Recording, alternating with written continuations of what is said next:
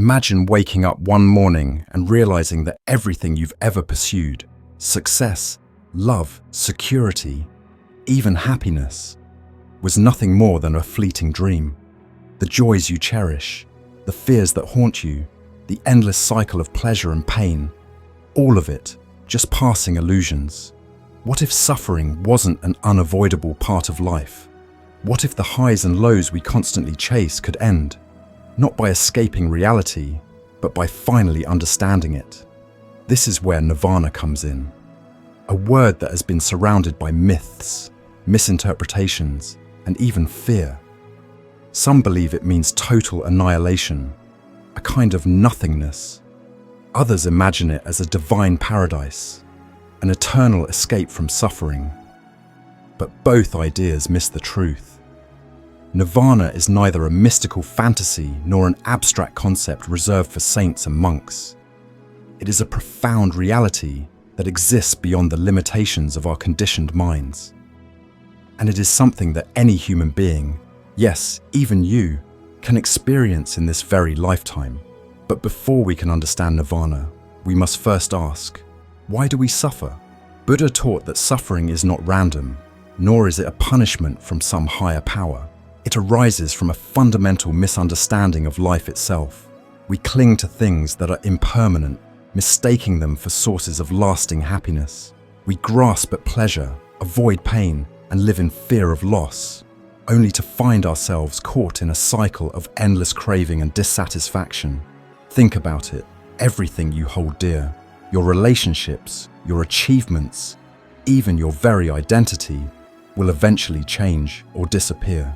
Yet, we continue to chase, to hold on, to resist the inevitable, and in doing so, we create suffering.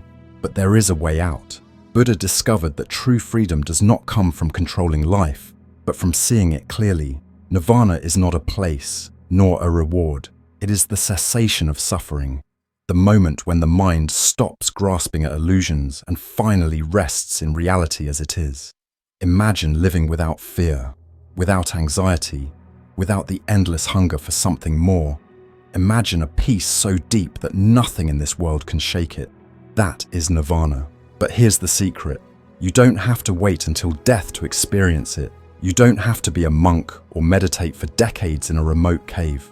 The path to Nirvana is not about renouncing life, but about transforming your understanding of it.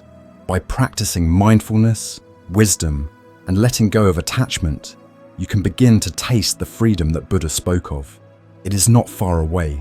It is not reserved for a chosen few. It is right here, right now, waiting for you to awaken. So the question is, are you ready to see the truth? Are you ready to break free? Because once you do, you will never see life the same way again. Have you ever bought something new? A phone, a car, a piece of clothing, and for a brief moment, it felt incredible. That rush of excitement, the sense of fulfillment, as if you finally had something that made life just a little bit better.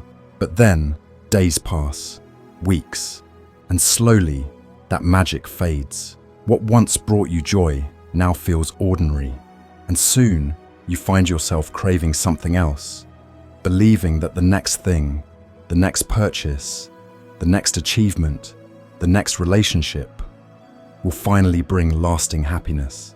This is not just a habit, it is the human condition. No matter how much we have, no matter how much we achieve, there is always a lingering sense that something is missing. Buddhism calls this dukkha, often translated as suffering, but it is deeper than just physical or emotional pain. It is that quiet, restless feeling that whispers, there must be more. Think about it. We chase money, thinking financial security will bring peace. We seek love, believing that finding the right person will complete us. We pursue status, power, recognition, hoping that once we reach the top, we will finally feel enough. But what happens when we get what we want? That feeling of fulfillment never lasts. A new desire appears. A new goal takes its place. And so, the cycle repeats. We are like a person dying of thirst, drinking salty water, believing it will quench our need, but only making us thirstier. But what if I told you there is a way out? The Buddha did not just observe this endless craving. He discovered its cause, and more importantly, its cure. The root of our suffering is not that we lack something. It is that we are attached to the idea that happiness comes from outside of us. We believe that joy lies in things, in people, in experiences, when in reality, those things are impermanent. They change, they fade. And if our happiness depends on them, then our peace will always be fragile. But true freedom is possible. The Buddha taught that suffering ends not by running away from life, but by seeing through the illusion, understanding that nothing outside of us can bring lasting peace. Imagine for a moment what it would feel like to no longer be controlled by craving, to no longer be caught in the endless search for something more, to feel complete just as you are in this moment. That is the path of awakening. That is the end of suffering. And the best part, it is not something reserved for monks or saints. It is something you can begin to experience here and now. But first, you have to ask yourself, are you willing to see the truth? Are you ready to step off the cycle of endless desire and step into real freedom? Because once you do, life will never be the same again. In ancient India, people searched desperately for enlightenment, believing that the path to liberation lay in extremes. Some chose indulgence, surrounding themselves with luxury, fine foods, and endless pleasures, believing that happiness could be found in satisfying every desire. Others took the opposite path, renouncing all comforts, starving themselves, enduring pain and suffering, thinking that through self-denial they would transcend the material world. The Buddha tried both. As a prince, he had lived in absolute luxury, shielded from suffering, but he saw that pleasure was fleeting, and no amount of wealth could bring true peace. Then he abandoned everything and became an ascetic, pushing his body to the brink of death, believing that through suffering he would find truth.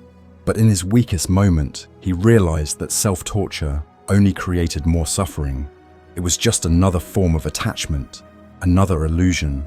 Neither extreme led to wisdom, neither extreme led to freedom. And so, in that moment of realization, the Buddha discovered something radical, the middle way. The middle way is not about self-denial, nor is it about indulgence. It is about balance. It is about understanding that both pleasure and pain are impermanent, and that true peace does not come from chasing one or avoiding the other. Think about your own life. Do you ever find yourself stuck in extremes, working endlessly, exhausting yourself, hoping that success will bring you happiness? Or perhaps you indulge in distractions, trying to escape discomfort, believing that pleasure will fill the emptiness inside.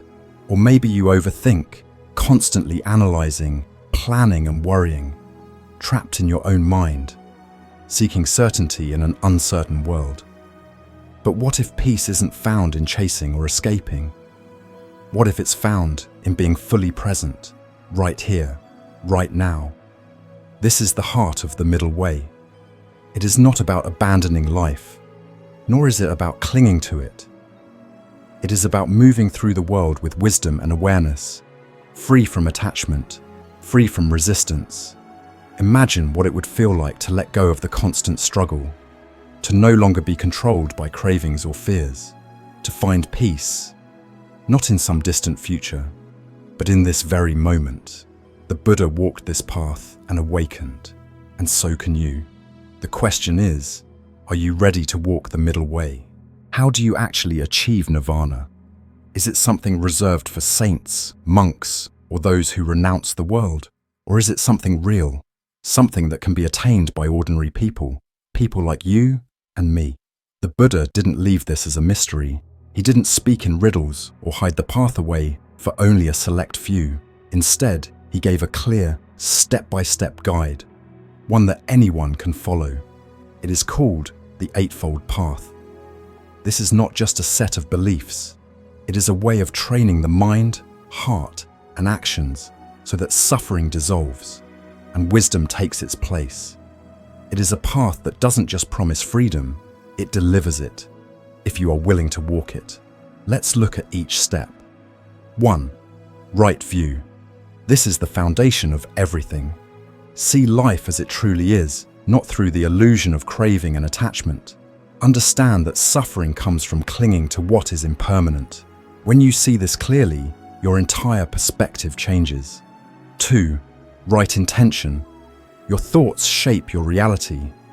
If your mind is filled with greed, anger, or selfishness, suffering follows.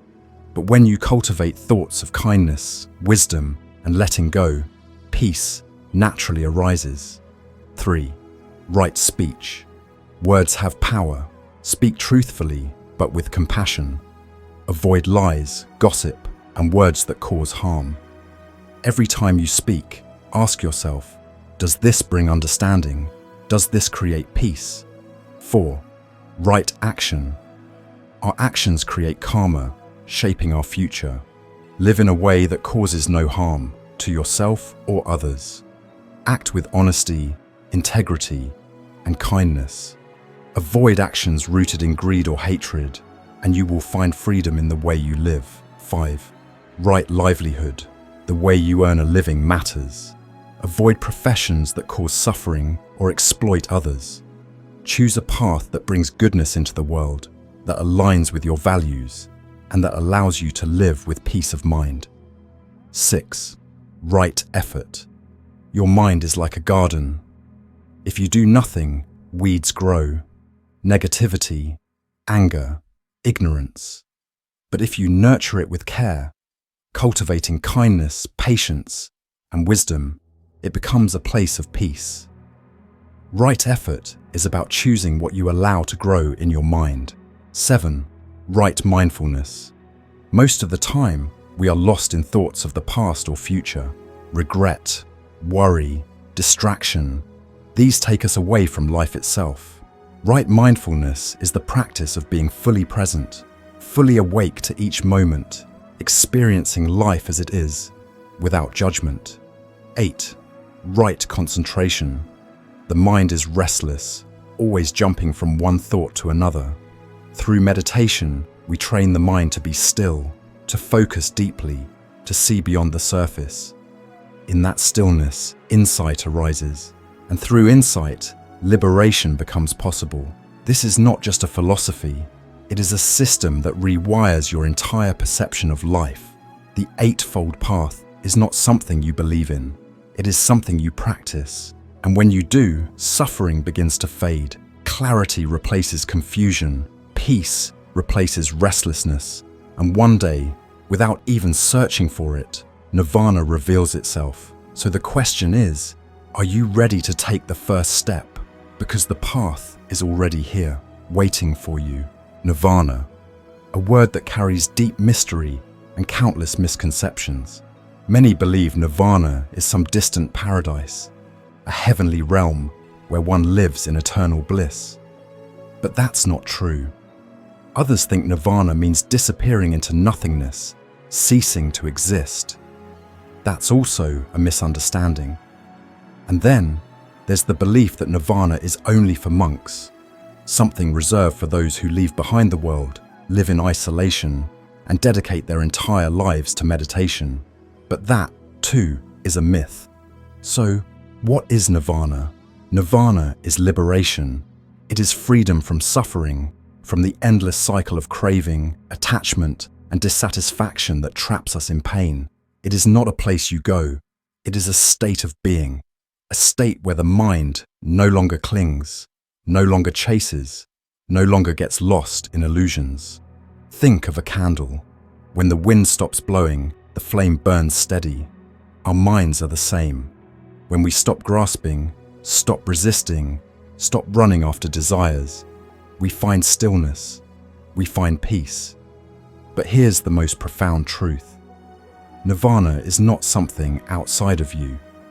It is not a treasure hidden in some faraway land, waiting to be discovered. It is already within you. Like the sun behind the clouds, Nirvana is always there. The problem is not that it's missing, but that we are too distracted to see it. So how do we reach it? Not by running away from life, but by seeing life clearly.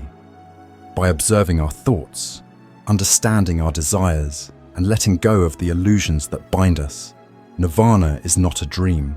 It is not an escape.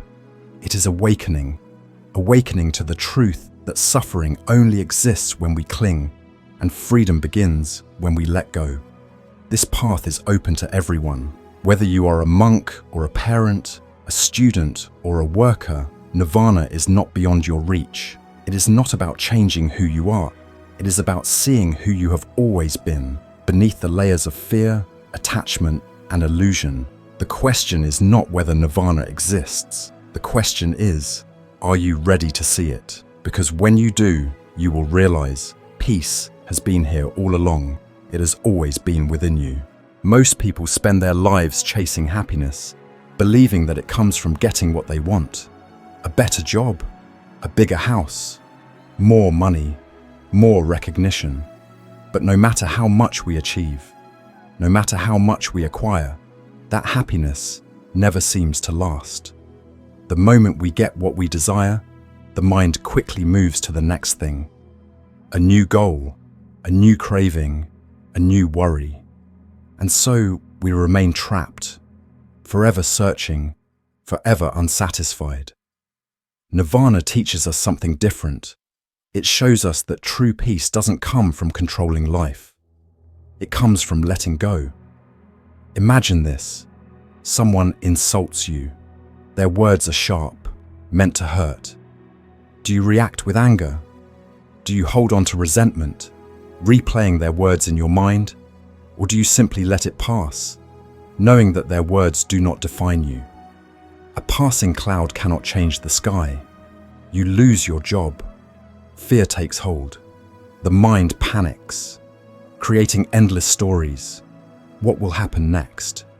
But what if, instead of falling into despair, you take a breath and see this as an opening, an opportunity for something new, something unknown, something that might lead you to a place even than before. You fail at something important, a dream, a project, a relationship. Do you allow that failure to make you feel unworthy? Or do you recognize that failure is simply part of growth, that every mistake is a step toward wisdom? The closer we come to Nirvana, the less these external things shake us. We stop depending on the outside world to dictate our inner peace. Because real peace does not come from controlling life. It comes from understanding life, from seeing that everything is temporary, success and failure, praise and blame, pleasure and pain. And when we stop clinging, stop resisting, we discover something extraordinary, a happiness that is unshakable, a freedom that no circumstance can take away. This is Nirvana, not a distant dream, not something reserved for saints or monks, but a possibility within every single one of us. All it takes is the courage to let go. You don't need to leave everything behind. You don't need to move to a monastery or spend years meditating in silence to begin walking the path of inner peace. Nirvana is not something reserved for monks or spiritual masters. It is something we can all move towards, right here, in the midst of our daily lives. It starts with small steps, a shift in the way we see the world, a moment of awareness, a single choice to let go. And you can begin right now. First, practice mindfulness. Take just 10 minutes each day to sit quietly and observe your thoughts. No need to fight them, no need to push them away. Just watch. Thoughts will come and go like clouds in the sky. Some will be peaceful, some will be restless. But instead of getting lost in them, just observe. Notice how they rise and fall, how they appear and disappear on their own. This is the beginning of freedom. The moment you realize that you are not your thoughts, but the awareness behind them. Second, let go of one craving. We all have things we cling to, habits, distractions, attachments that pull us in and create suffering. Choose one. It could be your attachment to social media, your need for validation, or even your dependence on a particular comfort. Just for one day, let it go. See what happens. Notice how your mind reacts. Does it resist? Does it panic? Or does it begin to soften, to open, to realize that you don't need to grasp so tightly? And finally, be kind to one person today. Compassion is at the heart of Nirvana. Not just compassion in words, but in action. A simple gesture, a moment of patience, a kind word to someone who might be struggling. The more we cultivate kindness, the more we dissolve the illusion of separateness, the belief that we are alone in our suffering. When we help another, we help ourselves. These steps may seem small, but they have the power to transform everything. Because change doesn't happen all at once. It happens in quiet moments, in subtle shifts, in the simple decision to be present, to let go, to love. And with each step, we move closer to a peace that is deeper than happiness, a peace that is not dependent on circumstances, but one that has always been within us, waiting to be uncovered. So, what will you begin with today? The world today is overflowing with noise. Everywhere we turn, there are distractions pulling us in different directions. Screens flashing, voices shouting, endless demands for our time and attention. We are constantly told that we need more success, more possessions, more recognition. That only when we achieve enough, earn enough, or become enough will we finally be happy. But have you ever stopped to ask, when is enough enough? Because the truth is, no matter how much we chase, how much we gain, the mind always wants more. The moment we reach one goal, it immediately sets its sights on the next.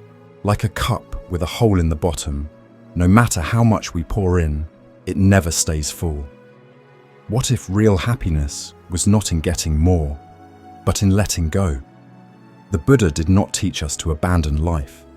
He did not ask us to escape the world or reject everything we love. The path of Nirvana is not about running away. It is about waking up.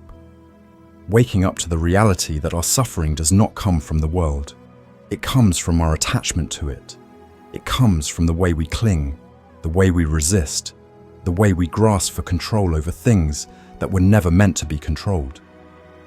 Imagine walking through a forest, carrying a heavy bag filled with rocks. You struggle under its weight, exhausted with every step. And then, what if you simply let it go? What if you dropped the bag and walked forward, free, light, unburdened? This is what Nirvana offers. Not a distant dream, not an afterlife, not a state reserved for the few, but a freedom that exists here and now, in this very moment. And the greatest secret, you don't have to wait for it. You don't have to reach a certain level of success, or live in a monastery, or meditate for years. The path begins now, in this breath, in this awareness, in the simple decision to see life clearly, to stop grasping, to stop running, to stop believing that happiness is always somewhere else. Because the peace you seek is not outside of you. It has been here all along. So the real question is, are you ready to take the first step?